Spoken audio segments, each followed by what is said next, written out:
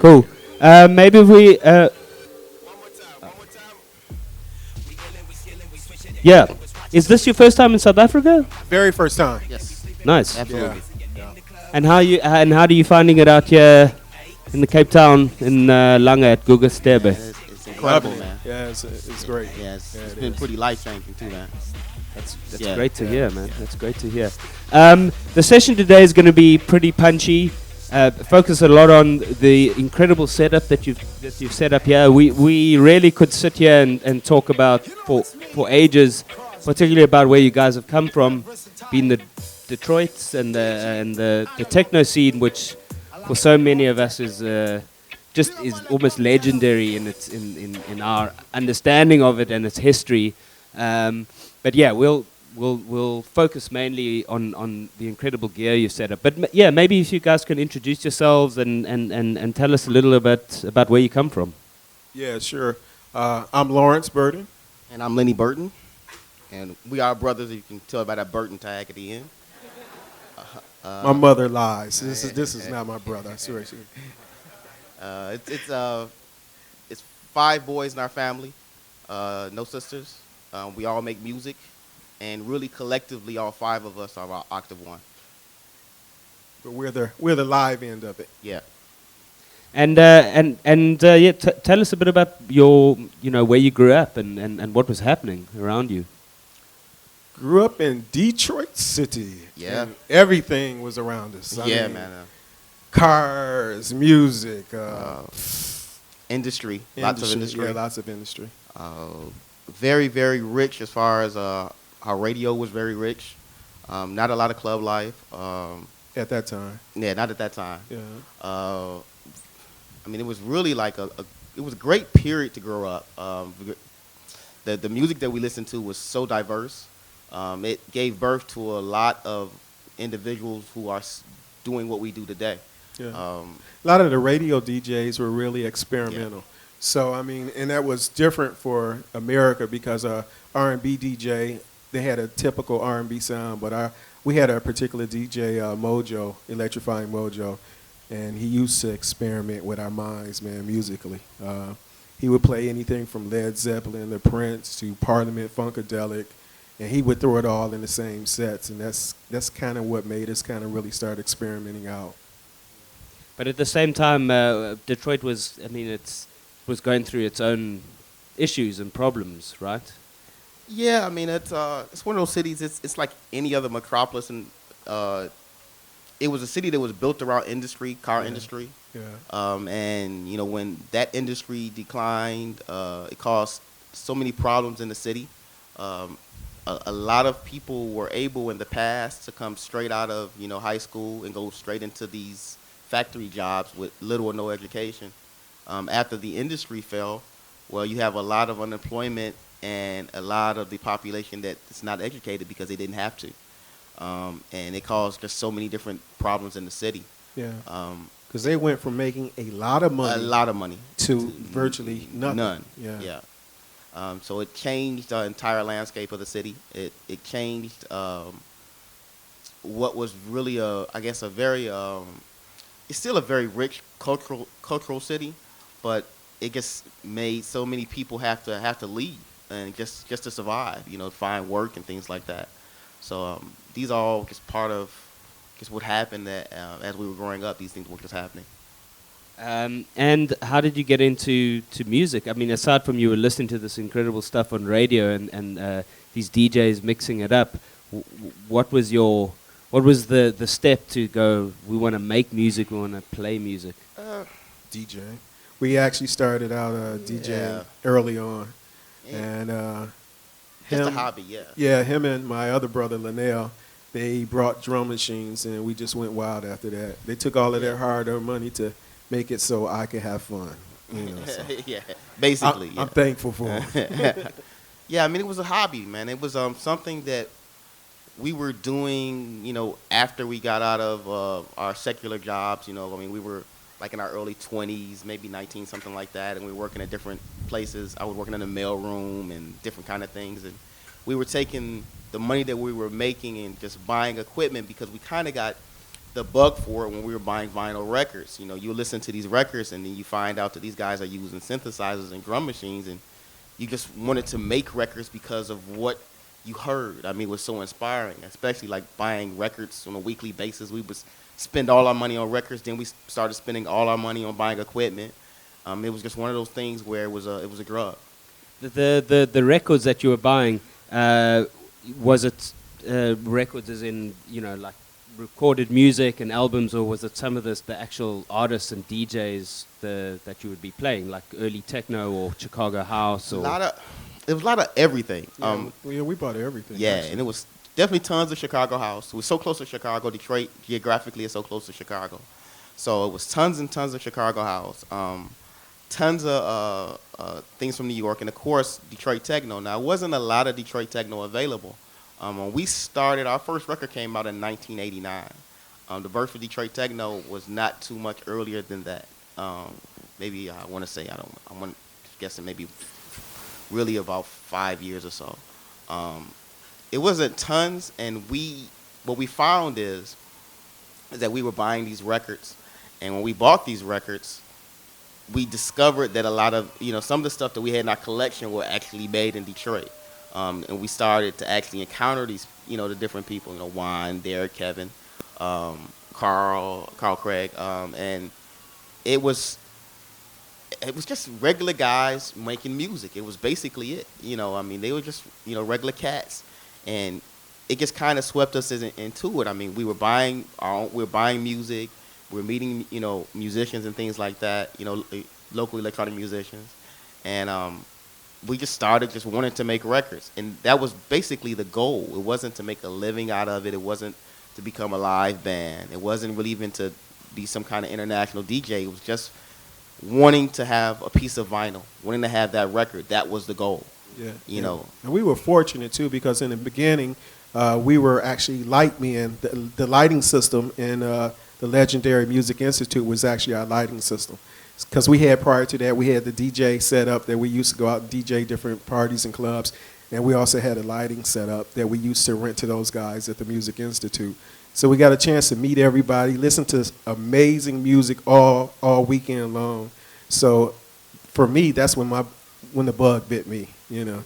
And I wanted to DJ there, but Mr. Derek May would not let me DJ. Derek, I hope you're watching, man. But no, I mean, seriously, I begged him, and you know, I was a light guy. He was like, man, get out of here. Yeah, the guy working the lights, he's not gonna DJ. Yeah. Next, the parking lot attendant's gonna come in, and everybody wants to DJ, so he wasn't having it. And then you said you were starting to buy gear. The like drum machines, like what were you getting, and was it cheap? Was it affordable? We were buying used pieces. The first two pieces we bought two drum machines. We bought Korg DDD1 and Kwai R50. These were old drum machines, you know, and we would buy used pieces. And I can't remember the first synth we bought. What we decided to do was we were listening to records, and we were like, man, we got to get these drum sounds. Yeah. And so we were listening to, I want to say it was Big Fun by Inner City. And we were like, man, we need the drum machine that goes backwards. We had no idea. Yeah. It was a tape edit. You know, it was a tape edit that I think Derek did a tape edit on Big Fun and made the drums go backwards. You know, now, of course, everything you do it backwards, whatever. But then it was like something really, you know, really great or whatever. But we ended up getting a TR-909 from a friend of ours, Jay Denham. We ended up with a 303. Just picking pieces up, man. And when you find a piece and it was expensive, I mean, we would have to save for months to get one piece. And when 6 months, 8 months to get one piece. And then when you finally get it, you know, you learned it backwards and forwards. It was no way you're going to spend all this money on something like this and not be, you know, try to be the master that you could with it. So when we got like a 909, I mean, we learned everything we possibly could learn about a 909. When we got the first couple of drum machines, we learned everything we possibly could learn about those pieces, because it was such a special thing to have them. It wasn't like a piece of crack software.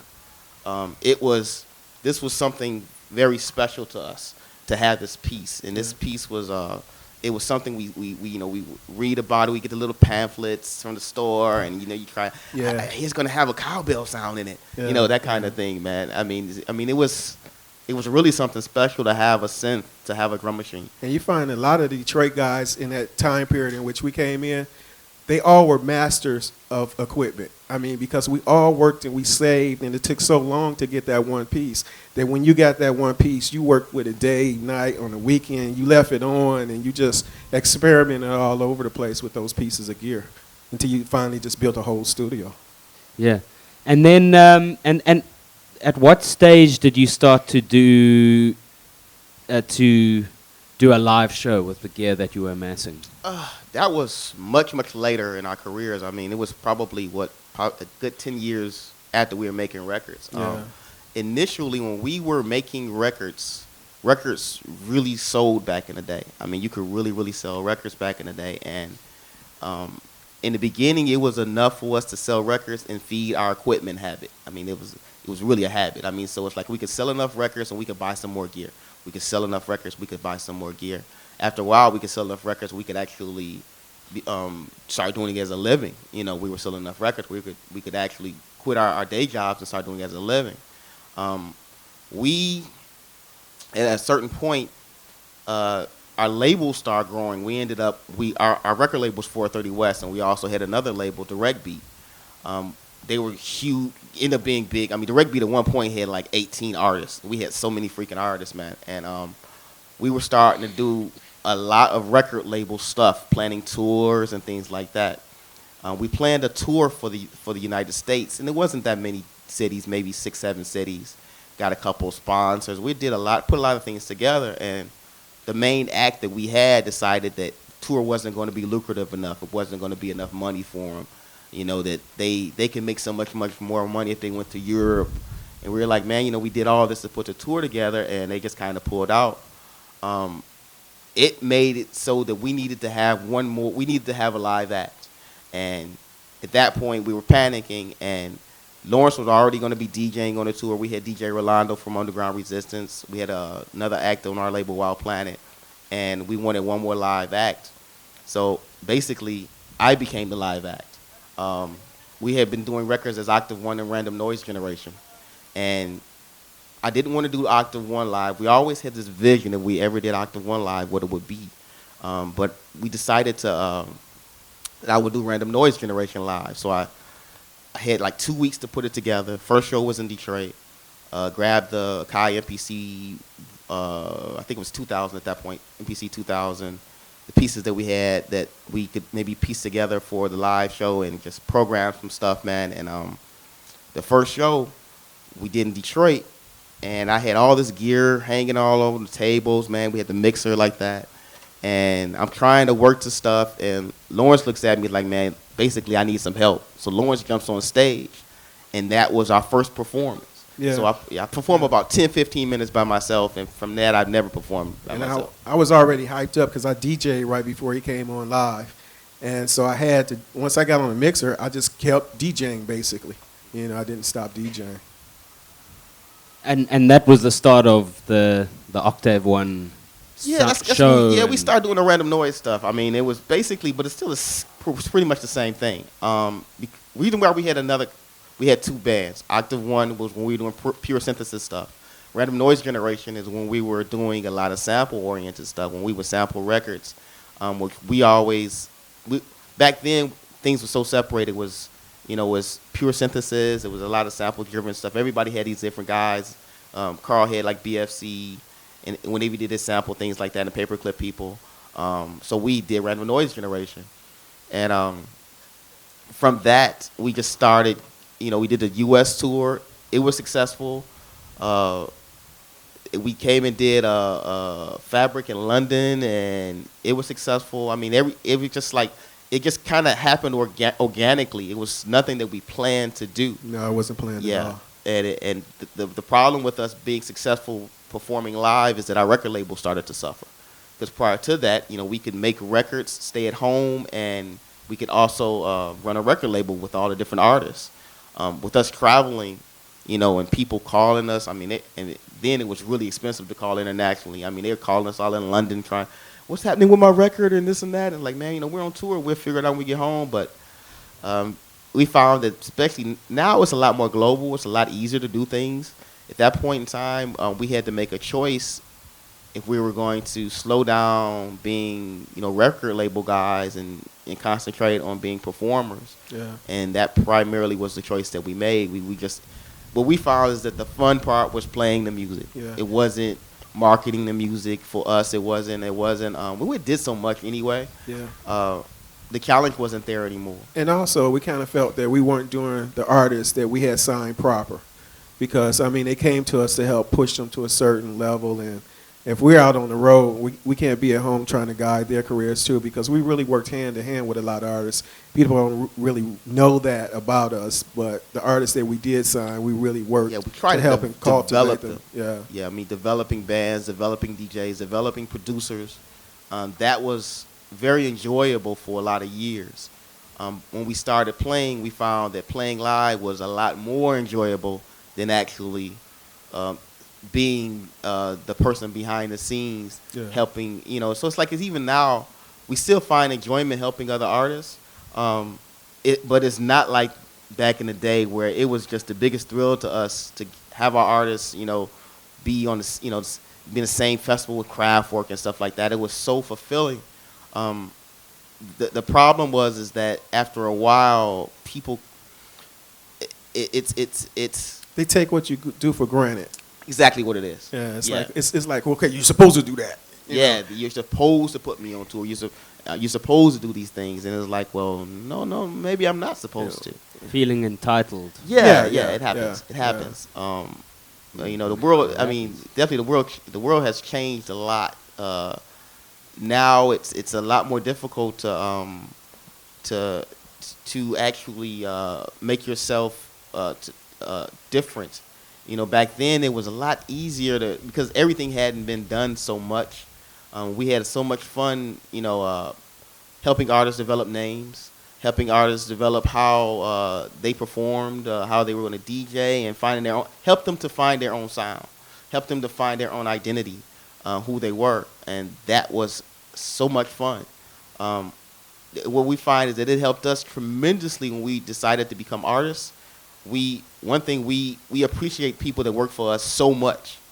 So much, because we've done it already. So our tour manager, our booking agent, people that look after our careers, they're primarily on stage with us. That's how we feel that they're part of our band. Because without them, we're not who we are without them. That's basically what it is. We have 3 favorite words: thank you and please. Just because we've been on the other side where people are just, where you don't hear thank you and you don't hear please. Yeah, it's kind of a thankless kind of situation to be in at times. So, I'd love to keep talking, but you've set up this. You've set it up, and I think we need to take a look at it. Let's do Okay. it.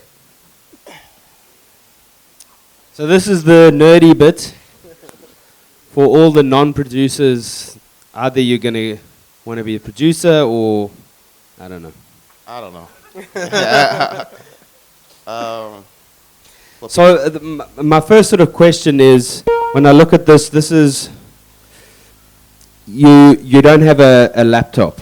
No laptops. The reason why we don't is when we started, there was no such thing as laptop music. When we just started playing live, the only thing that you could do with a laptop or a computer was sequence. There was no computer sampling. There was no soft synths, no drum machines. None of that stuff was actually, you couldn't do any of those things. If you wanted to have drums, you needed a drum machine. You needed an actual drum machine. If you wanted synth sound, you had to have a synthesizer. When we started playing live, what we found is that we tried laptops. One show, we sat there looking at a screen. It just didn't work for us. It didn't literally, work for us. I was the whole set just kind of waiting to see what was going to happen. Yeah, exactly. And it's like, are Really, I was they checking my- dancing? Yeah, really. Checking my email, really. They thought that I was doing something. But So yeah, let's. How does it? Let's try and understand the signal flow from our side. Just to say that maybe guys who started using laptops and computers, what the software that you're using is essentially this. It's a virtual version that's of all all it of is. this. It's just virtual versions. It's virtual mixer in the computer, your virtual effects, of course, virtual drum machine, virtual synths. All these things are things that are just duplicated in the computer. And question has always been, well, can't you do it all with a computer? Of course we can do all this with a computer. And in fact, it would be a lot easier to carry. But it just wasn't fun for us. The reason why we are able to do this when times are high and low is because we enjoy what we do. If you don't really enjoy this, when things start getting really slow and low, you just stop and do something else. This was just what's fun for us, and this is the. I mean, it's really enjoyable. Setting it up is not so much fun. Or breaking it down after Or the game. carrying it around the world is not so much fun. But playing it is tremendously fun. Yeah. Cool. On that note, maybe where do the drums come from? As the there are root? drums that come from 4 different units. Main drum sound. Well, the main sequencer is an MPC 1000, Kai MPC 1000. It primarily sends clock and it sends notes to everything.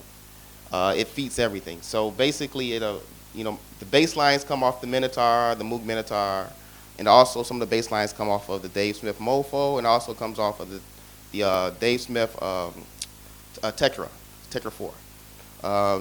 The other drums come off of the Korg EMX. There are also drum sounds that come off of the Korg Monotribe, and where else are the other drum sounds? I trigger some drum sounds also off the Chaos Pad, the Korg, the KP3.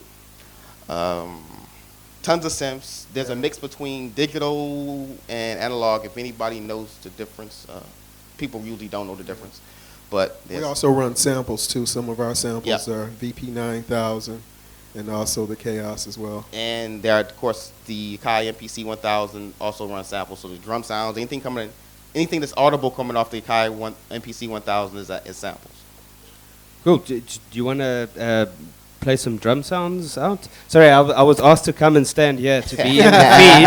Okay. I feel like I'm stepping into a pilot's Yeah, we thought you were trying to be part of the show. Yeah, man. man. Yeah, man. You know what I'm saying? Money already tight 2 ways, man. We can't do 3.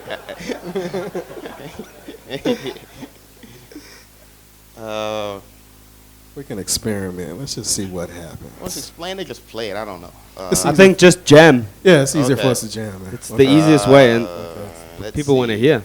Okay, we'll play some. I think I'll play something off the new album. We just Can finished step recording out. the new album, by the way. Let's see. I guess I should mute this before I drop this. Yeah.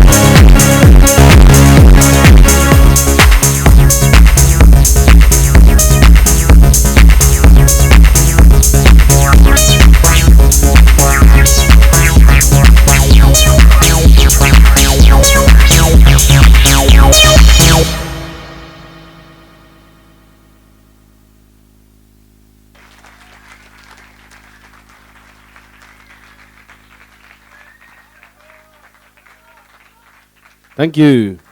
Yeah, I don't encore. Can you do some more? No. Yeah. Why don't I open it up to the floor for a couple more questions, and then if you guys are keen to continue jamming, that'd be amazing. Does anyone want to ask a question? Anybody? Or Come on, Hello. Andy. Come on. Hi. Say one more, please. Stand up there. One more. We'll answer your question with a song. Hi guys. I just wanted to ask a quick question. Hello. Okay, go. Hey. That was awesome, by the Thank way. you. Thank It's really cool to see people using like live big gear, big boxes of things that make lots of noises instead of just a computer screen. Mad It's a respect. lot of effort. Thank I you. really respect that. I just wanted to ask you, you've got, like you mentioned, a bunch of synths, bunch of drum machines, and samples. How do you guys deal with program changes with your synths? I mean, is that something that are you changing your patches before each song, or do the songs kind of merge into each other kind of thing? The MPC is the brain, and it's the master sequencer. MPC also does the program changes. What we have is that each song, we first thing when we deal with songs, we don't really deal with a lot of tracks. When we make records, we kind of make songs where we have bridges, choruses, and things like that. And there are certain parts of songs that only go with certain things. And we also do a lot of layered sounds. And these sounds need to match. So what we have is when a song, we pick the song out of the MPC. And then MPC is broken down into an intro, the outro part, and then like maybe 3 or 4 different pieces in between, the chorus, some other more melodic part, whatever. So we put the song to. It's like we're picking pieces of the song to play while we're playing. It chooses the intro of the song chooses the package, so it chooses what sound this will be. It will choose what sound this will be. Choose what sound this will be. Based on the programs that are in each instrument. Piece like the Mono Tribe, where you have to actually make the sound. So I have like little marks where I have a starting point, and then I'll goof around from there. So when I come in, when I do the sound check, I'll go in and I'll set the sound. Sorry, it's kind of loud. Based on the marks that I have. So I have a starting sound, but then I can goof around with that sound, playing with filters and things like that. I have this trigger the Mono Tribe. Sometimes it'll do a complete dump of MIDI into the Mono Tribe, where I'm able to start, it'll dump notes into the Mono Tribe, and then on the Mono Tribe you can take notes in and out, and like, so you say, I only want to play on this note, that note, and I come with a brand new acid line or whatever.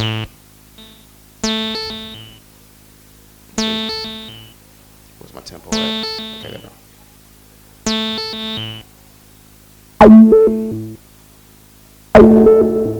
Mono Tribe is also running through the chaos pad, so I can do effects. And I'm also doing, I manipulate the effects. He has a ton of effects over there, so he can also work.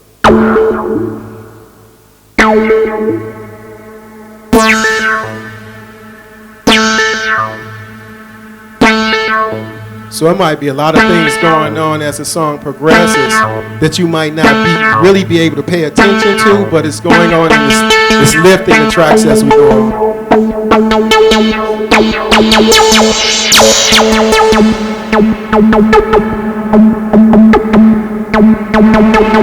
Oh, and the Mono Tribe is modified like crazy. It has a second oscillator added to it.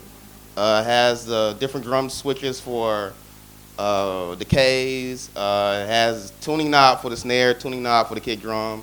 Anything I found that I could do to it, I did it. A lot of stuff I use, a lot of stuff I don't. Of course, it has MIDI added. None of this stuff comes with it. But the thing about the Mono Tribe is so customizable. You can think of things and open it up and maybe figure it out yourself. I want to see if I can tune this or tune that. The schematics are on the web, so it's the kind of thing, if you like to goof around and make your own thing and make it special for you, you can. Sorry about this technical crap for anybody who don't care at all. But I don't. I just like to mix, man. yeah, basically. Yeah. Thank you very much. Whatever That was you an talk awesome about. answer. Play some tracks. Yeah, I'll try. Let's see. What do you want to play? I don't know. New Life. Yeah. All right, cool. We're experimenting with New Life, see what it sounds like. All right, and sometimes what I'll do is I'll just throw some notes into the mono tribe.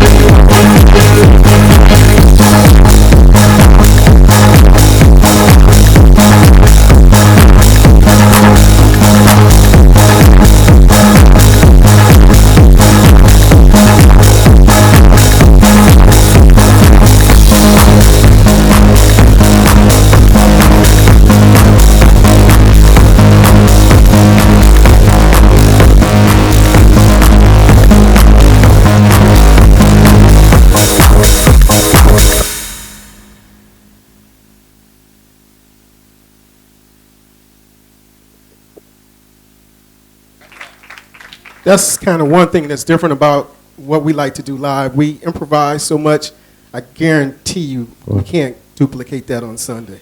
And we just like to experiment. I mean, we have fun. It's me and my brother up here, and we just kind of jam out. And sometimes we forget you guys out there. Sorry. It's all good. Okay. Go for it. Hey, how's it, guys? Hey. Yeah, I'm really appreciative of you guys coming to Cape Town. Very, very appreciative. Cool, Thanks man. to Red Bull and everyone that's involved in this. Hey, we appreciate being here. Yeah, man, big time. Yeah, obviously there's tracks like Blackwater and Baruja, which is quite big. But my question is, there's a track called Nicolette. Oh, who the heck is Nicolette? Who is Nicolette? Yeah. Names, man, we never really. And it's like, you know, and there's also a Baruja. Yes. Yeah. She's probably married now, so Thanks, guys. Is there any last question? Nobody wants to know anything. Come on. Now's your chance. Let's play some more. No. this is already pre-recorded. We're not really doing anything. Yeah. I read so much on the net. They're not doing that. They're just bobbing their heads up and down. Really? Hey guys, how are you? Oh, there's somebody over there. Cool. I'm here. Oh, sorry, you got something. Yeah. Please, go ahead. Sorry. Go. All right, how are you guys? Hey, good. We're really happy to have you guys here in Cape Town. We I just are wanted to honored. ask you something though. You know how in Detroit, sort of when all the industries left and sort of the music also sort of declined a little. How has it been just since you guys have been in the game for so long and you've had to see it actually either slump and then come back again? You know, you see guys like Moody Man talking about the changes that Detroit had to go through, the poverty and sort of the struggles, but the music also changing.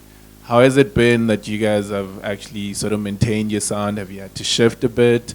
And when you perform there, do you even still perform with the same spirit that you had when you guys coming up?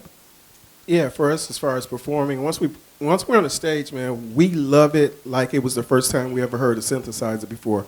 Matter of fact, we love it so much. He experiments with a lot of sounds that he might create that I'll never even hear until we get on stage into an auditorium or nightclub.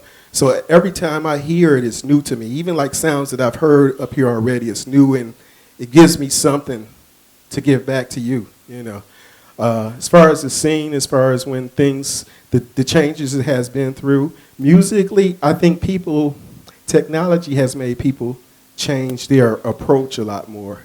Because I know guys that started when we started, or before we started.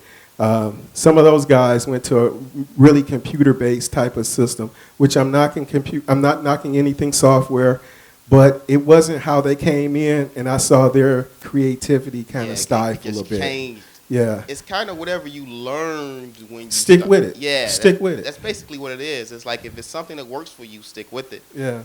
For us, because of how we like to perform kind of aggressively, kind of bit, and we got to have things to mess with. If we only had 2 laptops, we would not last doing this. It would be too boring for us. Yeah. But that's us. My ADD, man. Yeah. I got to feed that. So, I have to have toys to play with on stage. I can't have his toys. His is a little bit worse than mine, but I got my own. This feeds a lot of the different habits that we have. Making music is one of them. Of course, performing now. Even how the making of equipment. I really like to jack with equipment. I like to make custom gear. I like to conceive things, how it's going to look, and figuring out how to travel with all this, and 2 guys doing it. All these things are something that we like to do, and this feeds it. It's something that's unique for us. You know what I'm saying? So it's like you find what you're gonna love, and you'll continue to love it. Just keep working at it, and always know that it's not something that's going to be, well, okay, I'm done, I'm at the height of my game. You're never going to be at the height of your game. It's always something you can push. That's kind of how we deal with it. That's why we love doing it. Treat it like it's the first time every time. Every time, and treat it like it's going to be the last time every time. Seriously. You seriously don't know when when it's going to end. So, be thankful. It's like being in a place like this is incredible. We were just talking to somebody. It's like, man, music we made in our mama's basement got us to Africa. It's incredible. Yeah, and you know what I'm saying? It is. No, thank you. Thank you. So, I would have paid attention in school to geography if I would have just known. Yeah, world one history. day, possibly. Yeah, but it's that, man. That's what keeps the love for it. Yeah. It's always something new. It's even when we play, it's always something new. It's the new places, new people to meet. You have people tell you stories about how your music touched them. All these things keep you energized and keep you wanting to do this. So you have to feed off of all that positive energy, and that's what keeps it alive. Any last questions? Let's give it up for Octave 1. One more time. There's always time for another question. You constantly messing with the signal. Are you constantly limiting it? And there's a compressor. There are a couple of compressors at the end. We have a limiter and a compressor at the end. Speaking of that, I had to kill the buzz. Kill the noise. All the noise. So that is there. So it's like when I'm jacking with the signal, the limiter is keeping me in line. So I'm messing with volumes. I'm messing with filters. I'm messing with resonance. I'm messing with a lot of different things that can make the signal spike. But that's why we have a limiter at the end. Is he constantly mixing though? All the time. He's mixing. Yeah, I'm actually mixing and changing frequencies as well. So he has a mess of effects. I think I had 4 or 5 different effects. EQs. All the tracks are separated so that the sounds, we don't normally have more than one sound going through a channel. So if he wants to affect the clap or hi-hat or whatever. It's separated in about 30 different tracks. Yeah. So I get to play with 30 tracks. And that's a 32-channel mixer. That's our rider. We actually have to have something that large because we separate all the sounds. And there are 2 sub-mixers up here that have I have 4 sounds going through here, 4 sounds going through there. It's just so we can have everything separated. Cool. Thank you. Thank you so much.